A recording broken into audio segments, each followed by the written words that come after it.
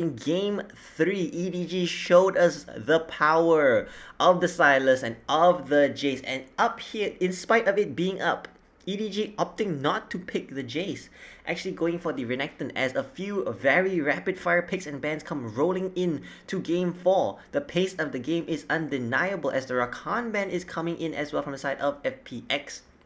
Seems that the kind of bans, the kind of support picks to contest in this game have just been Rel, and then after that it's whatever else they feel. It's generally a Rakan or a Gragas.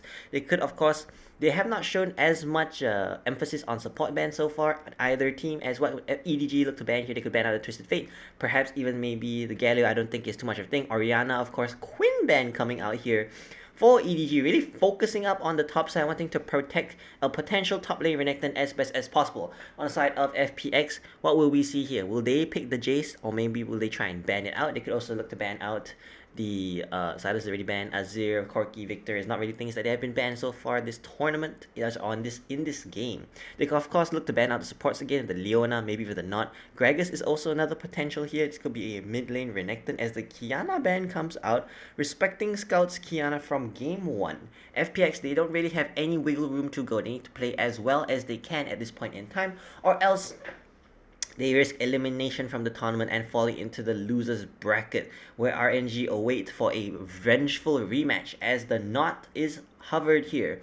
Looks like this could still potentially be a mid or top lane Renekton. For the side of FPX, I really wouldn't be surprised to see an Orianna pick coming in here. Ryze is hovered right now. Akali is also has potential to make plays. Twisted Fate has lost a lot of popularity in this new season. However, I must say it's still potentially a great pick as the Jace is hovered as well. In game 3, Flandre's Jace makes sense why he's got a 100% win rate. He did exceptional in lane, and then in the team fights, poking out LWX and allowing Scout to basically just one-shot everything else, as the Victor is hovered here over the Orianna, which is kind of surprising because I feel like Victor does not synergize as well with Rel as Orianna does. But it's in spite of that, it looks like looks like FPX are opting for the Victor in their final leg of in what could potentially be the final round of this match. And just as quickly, EDG with the insta-lock Azir, some Renekton top versus Jace. Looks like top lane is going to be the point of contestation. Very exciting drafts coming in as the mid lane looks to be a fight for prio. I think Azir has an easier time with the constant push. Meanwhile, FPX have the potential to play around top side and bot side. Chances are they will play towards top side because FPX really favor that even back when they had Gimgun in the top side. Meanwhile, on the side of EDG, with a farming jungler on JJ on that Lilia, he might not be able to provide as much support for Flandre as he needs to. However, he could also just farm it out and try and play towards the bot side, or he could even try and support Flandre in the top side. I guess you just see how it goes, because if you leave him in an isolated lane, Flandre is not going to have a good time whatsoever. As we've loaded straight away into game 1, there's not even time to consider, reflect, or contemplate, as FPX have a decent, a bit of a pause.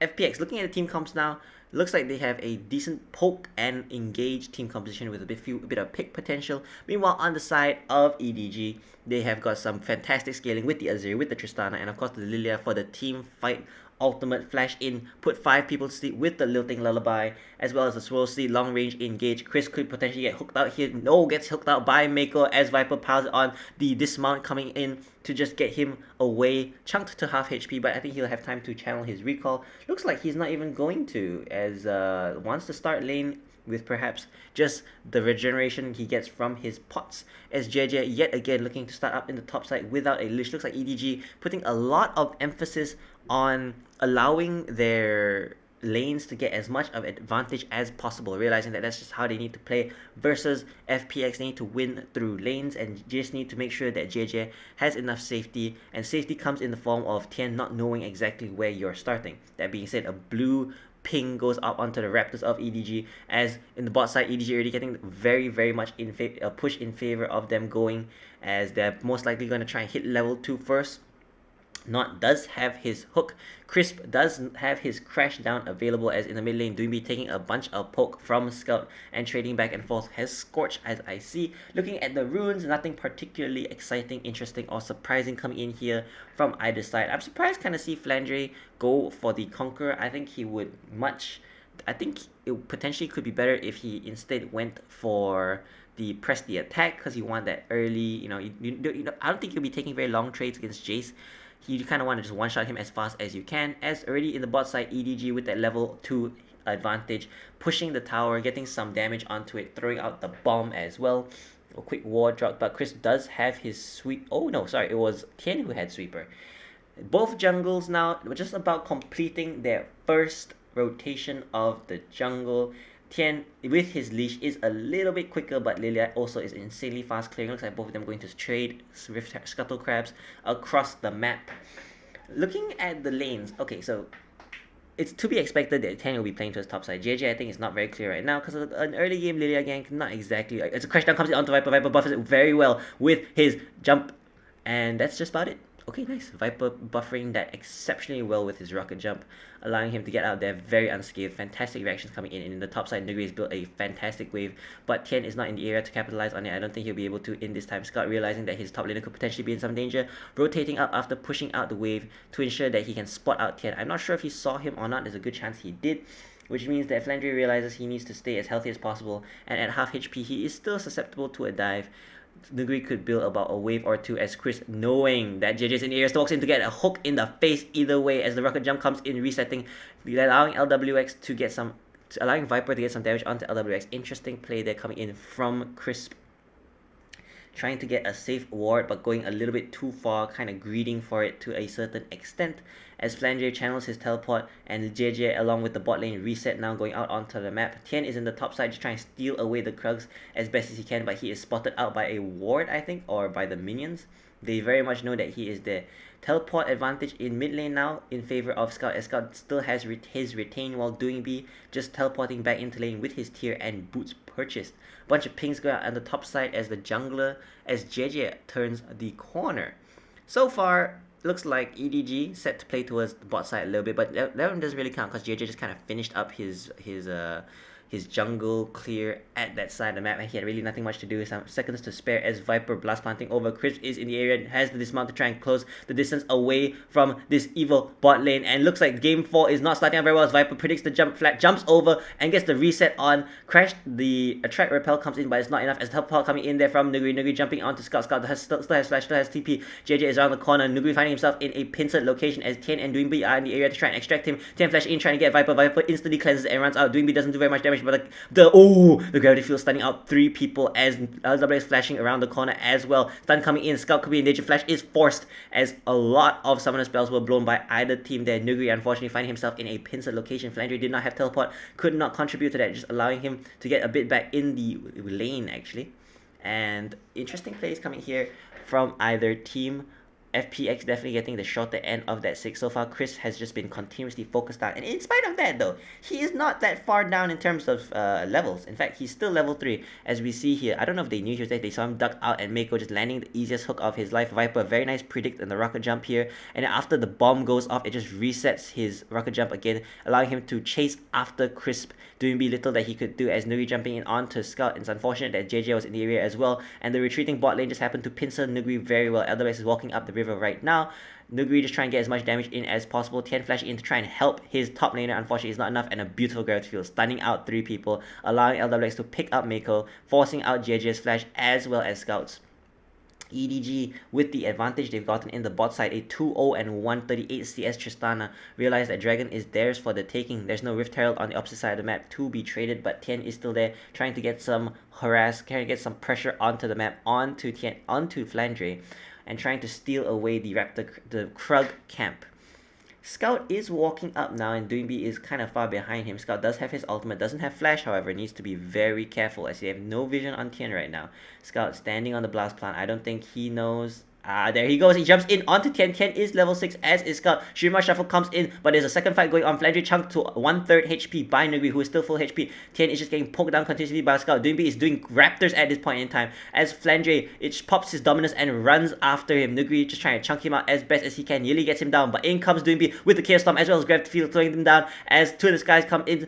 Little Thing Lullaby comes in, sleeping out both the top and mid lane as the flash comes out from Nuguri trying to get away from Flandre as best he can, but Flandre near exploding doing B with a last hit finish off coming in from JJ, but Tian, yet again, the person who instigated the fight is extremely low, however, is trying to kite away as the Shock Blast comes in to assist Tian versus Flandre. Will the burn I'm sorry. Will the burn be enough? It looks like it isn't, as Flandre, showing us why Renekton is a fan favorite, is a player favorite at least in terms of LPL, because one lilting lullaby into a W and boom shakalaka doing B got instantly incinerated, as did Kinda Scout.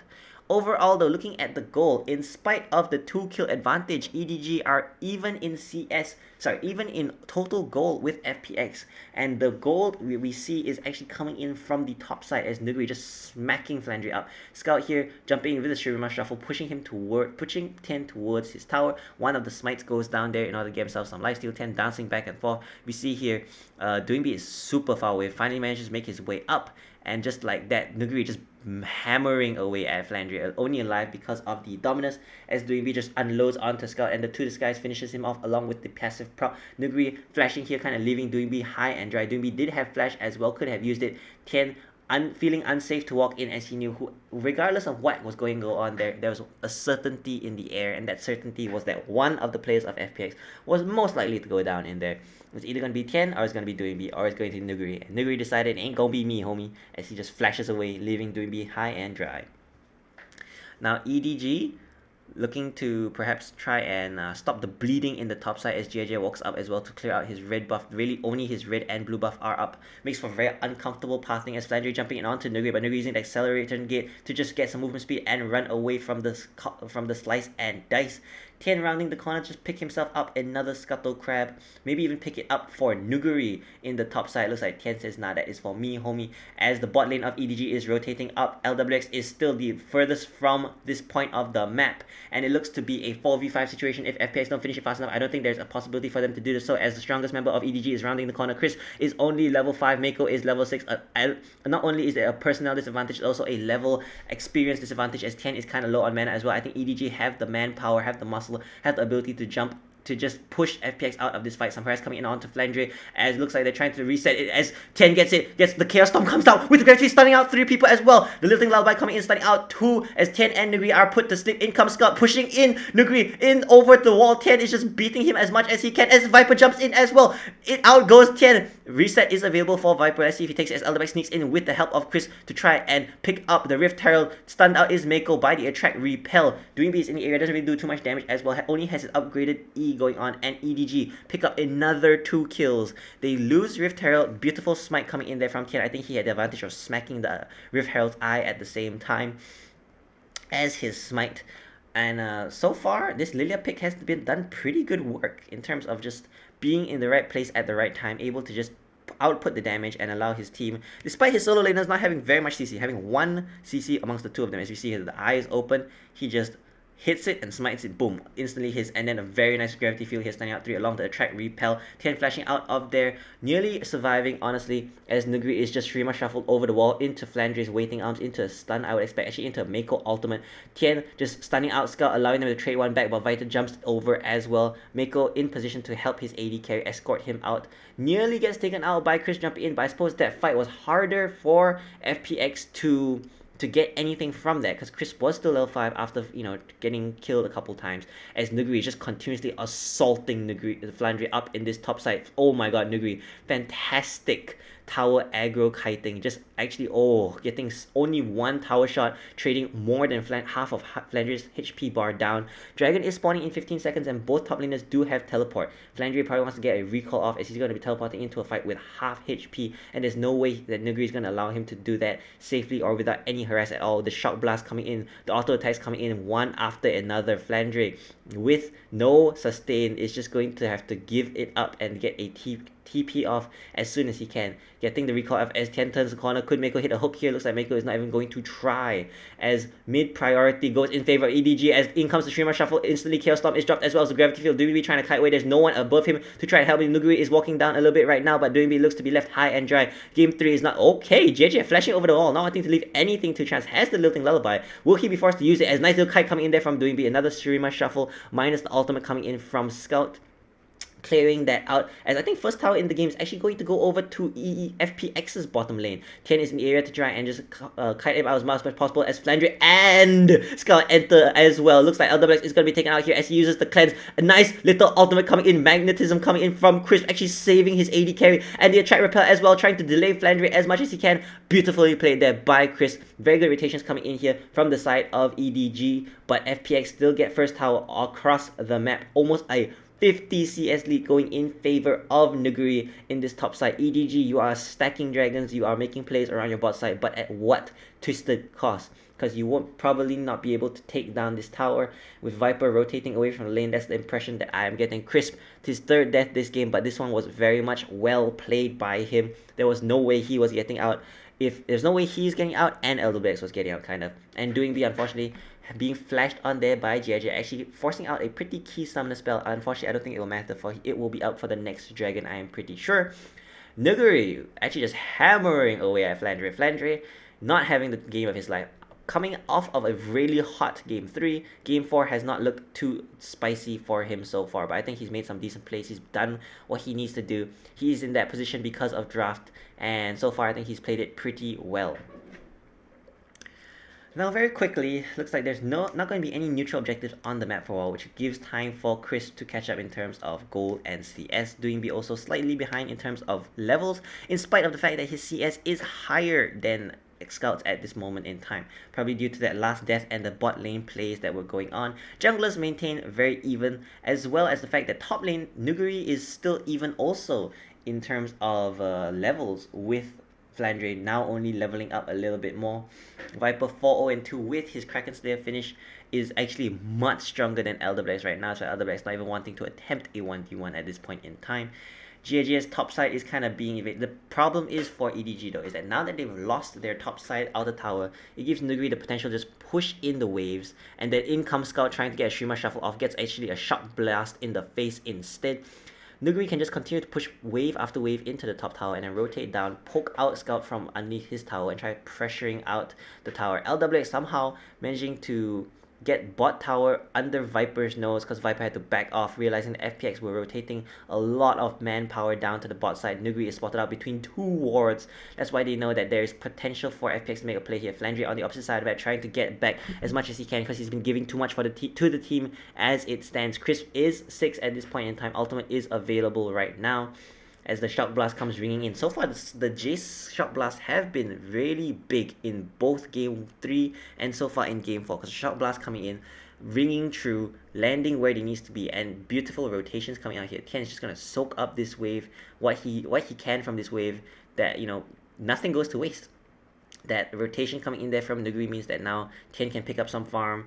The cannon was there to just tank up everything. Rift Herald is spawning in under a minute, and it's going to be the next point of contestation. Looking at the items right now, I would say in the top side, FPX definitely have the advantage. In the jungle, about even. In the mid lane, Scout has his item completed, has his mythic item completed. Elderbex has finished his as well, but Elderbex could be in danger here of getting doven by the combo of Flandre and JJ. I don't know if Elderbex realizes this, that he's playing very, very safe, using his vision, using the lack of EDG's vision against them, as Viper jumps in over the wall. Not quite sure he's going after, but in comes Chris and Tian into a 3v2 situation. Do be nearly taken out by Viper, but comes in with the Ray in order to last hit out the support. Oh, Nuguri flash in as the Scout going in, but he's going too deep as Viper jumps in as well. Forced to flash over the wall. Rocket jump off would have been enough as into goes Nuguri. The stun coming in as well as he's flashed on the cleanse coming in too early as Viper is just being jumped on, is being pounded out by Nuguri and the rest of FPX. FPX opt to pull the trigger. I cannot believe Viper jumping in there onto Doing B, nearly taking him out, forcing out a flash, but after that, Scout going in extremely deep for Doing B. Actually, no, he didn't. Doing B flashed away from Scout. Wow. Okay, I guess it was the gravity field that just came in, and to the skies, Nuguri flashing over the wall, taking literally to the skies as the last out tower goes out in favor of FPX. EDG now have a lot less vision to work with, a lot less safe spaces to have. In fact, FPX are insanely ahead in terms of map state, not looking just at the goal, which is about 5k ahead at this point. Let's see how this fight unfolds. We see here Tian and Chris going in what I think is way too far. Nuguri is backing at the bottom side of the map. JJ getting CC'd up there by Crisp, and then Doing walking with a sliver of HP, Viper at full HP, Chris just gets last hitted out there by the ignite of Scout, and then Nuguri forced to run away, barely dodging away. Scout jumping in, flashing in to get the ultimate off, but being destroyed by the gravity field as To the Skies comes in. Viper flashed on by Tian. I think he cleanses too early. Yeah, he still gets stunned out by the bear stance. Trying to Captain Jacket, unfortunately, is not enough as Nuguri just transforms into the hammer form and just shoots him down. And then the rest of EDG just get escorted from the plane of the living, I suppose, as Dragon is about to spawn as well. Second Rift Herald goes in favor of Tian during that quick replay.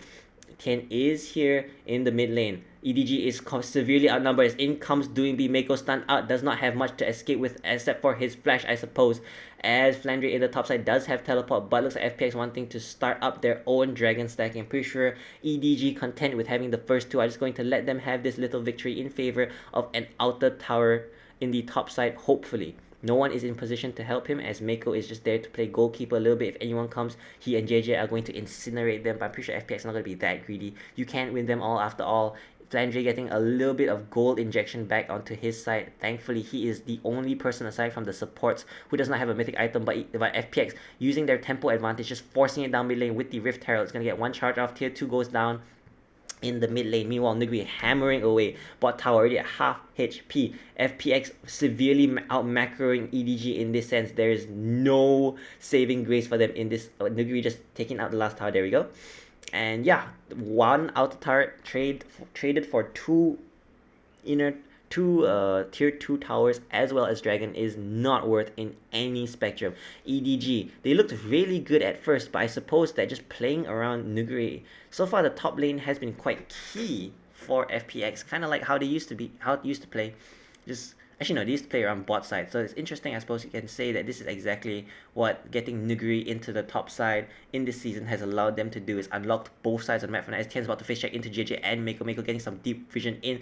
Pink ward coming out from Tian, just instantly de-warding out. There's no objective here to fight for, but I suppose red buff counts, and your enemy's red buff is a better objective than a neutral objective. I suppose just tilts them off the face of the world. FPX in the area, but Doing B does not have teleport, is in the top side. Flandre is closer, so this could be a 5v4 situation in favor of FPX as WX picks up the red buff and some wards for himself. EDG realizing they are not as strong as FPX right now at this point in the game. Scout, all he really does is that initial burst of Shrima shuffling someone in, and he needs that to be big, otherwise he actually doesn't output as much damage as Doing B does in a slightly more prolonged fight. That is, of course, until he gets his second, maybe 2.5, 3 items power spike point. Nuguri now just stacking out his Muramana to get to his power spike as yeah, looks like the only people in the game without the mythic item are still the supports.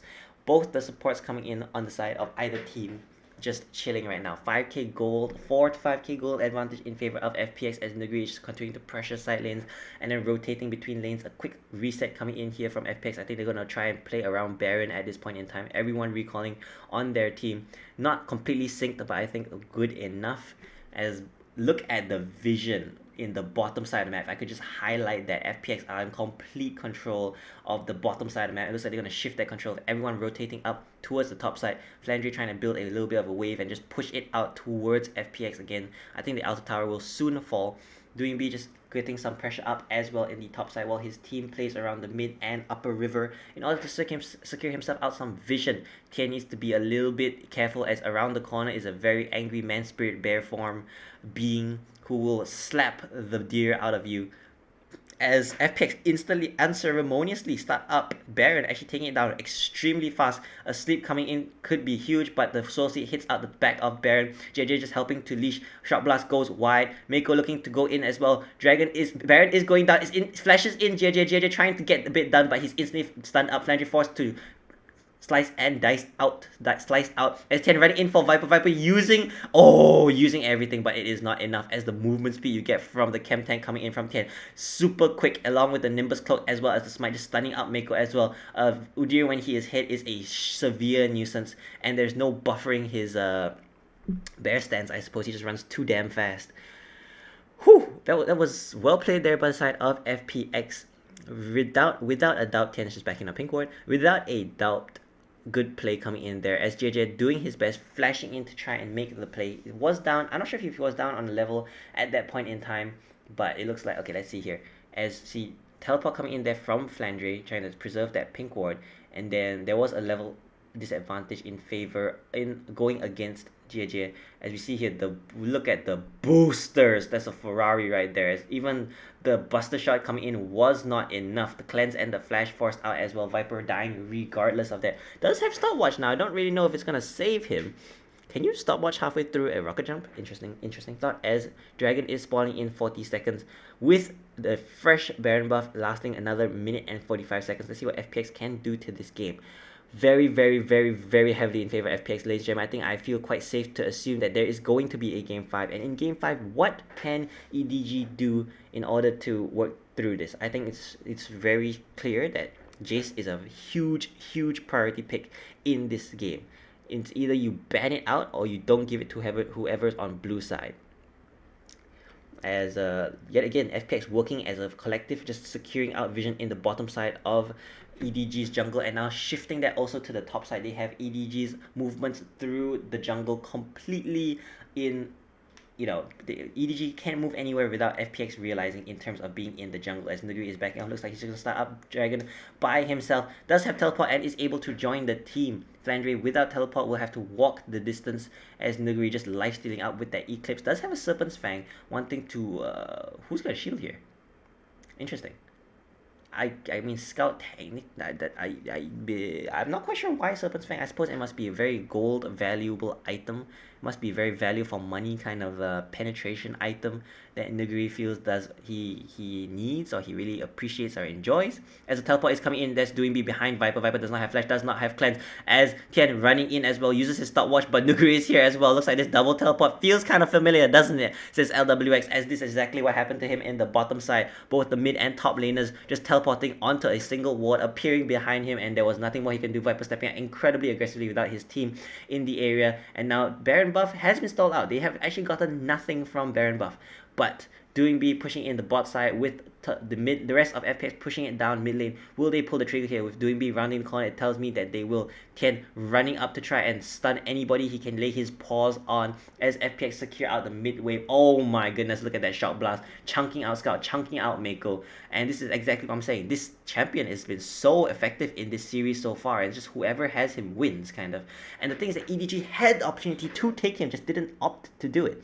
I suppose they realized they needed some bruiserness as Elderbex is jumped in there by Flandre, but the bear stance is there for Tian as Chris jumps in, disrupting the entirety of the backline. Viper is in the fight, however he cannot get any auto attacks off, can only get some splash damage with the passive. Scout comes in, 4-man streamer shuffle, flashes are forced, everyone is incredibly low. Scout, can he do it? Can he just do a bit more damage? As Dewey is taken out by the Comet, but Mako falls along with Scout and game 4 comes to an unceremonious ending. Flandre looking a bit flustered in the top side as Viper's flashed on by Nuguri, actually managing to survive, but if Nuguri gets like 2 more auto attacks, oh, shot blast coming in, ending out Viper. There's nothing he could do. Nuguri was just huge in this game.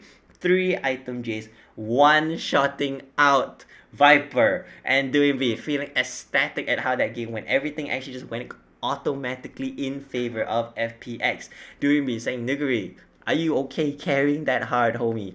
Are you fine? And I suppose he is, as wow, that was exceptional. FPX just running it down onto EDG. EDG, kind of nothing they could do. Flandre was just left to his own. Nuguri was left to his own devices in the top side, and he managed to transition that into just so much pressure on the map. And then Doing B was just farming out mid lane and bot lane doing well by itself. Of course, it wasn't just Nuguri. Of course, it was the map movements. And FPX played better as a team in that game. EDG, they tried to make the plays, but it's also the draft, I think. It's hard to make plays when you have a Azir mid and a Renekton top into a losing lane. It's hard for you to be proactive. And with a Lilia jungle, there just isn't space for you to make plays in that ever so critical early to mid game. You're just kind of telling the enemy team that you're going to try to go for a team fight. You're trying to weather the initial storm and then just kind of play towards the mid-game team fighting, maybe even the late-game team fighting.